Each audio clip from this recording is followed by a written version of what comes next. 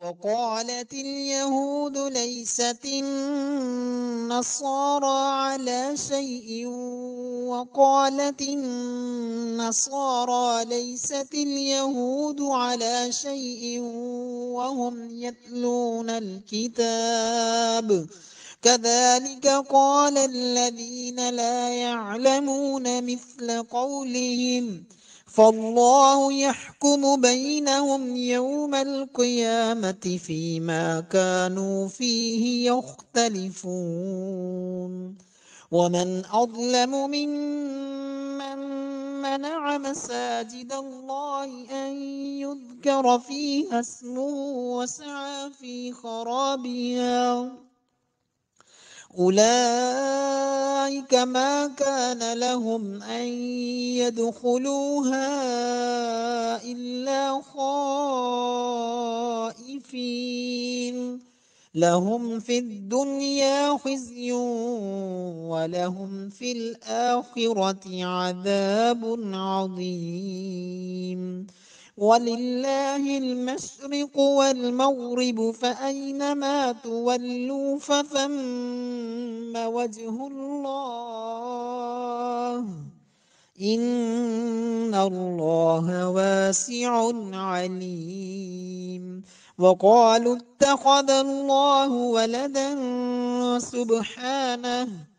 بل له ما في السماوات والأرض كل له قانتون بديع السماوات والأرض وإذا قضى أمرا فإنما يقول له كن فيكون وقال الذين لا يعلمون لولا يكلمنا الله أو تأتينا آية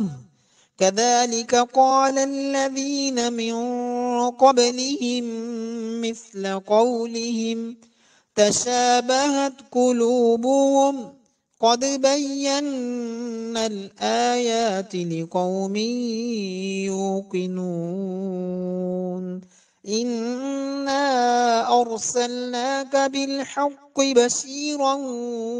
ونذيرا ولا تسأل عن أصحاب الجحيم ولن ترضى عنك اليهود ولا النصارى حتى تتبع ملتهم قل إن هدى الله هو الهدى ولئن اتبعت أهواءهم بعد الذي جاءك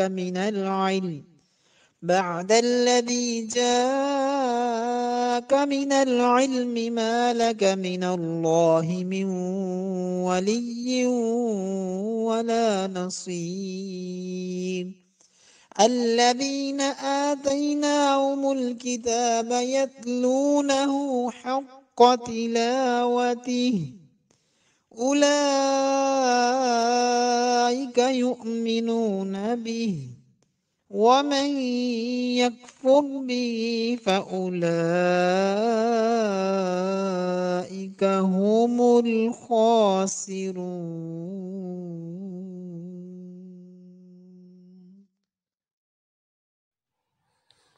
Please subscribe, share and like this channel. Thank you.